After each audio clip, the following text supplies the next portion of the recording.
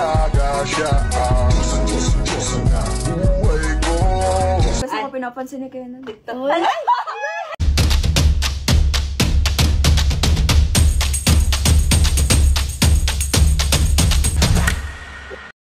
So, ayun.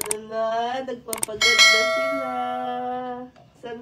Saan kayo malalakad? Magti-tiktok TikTok lang. lang. Hindi kasi ako pinapansin ni Kenan. TikTok. Kaya mapapaganda siya. Abangan nyo yun guys. May vlog si Ate Sophia doon. Ayan. So, ang gagamitin ko sa kanyang lip tint is itong Prestige. Anong bet mo? Pink? Ito po medyo reddish. Medyo red.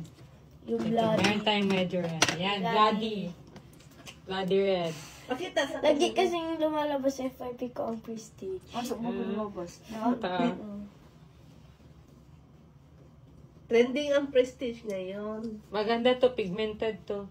Oh, diba? Matagal yan matanggal. Ay, ito pong yung last Oo. time.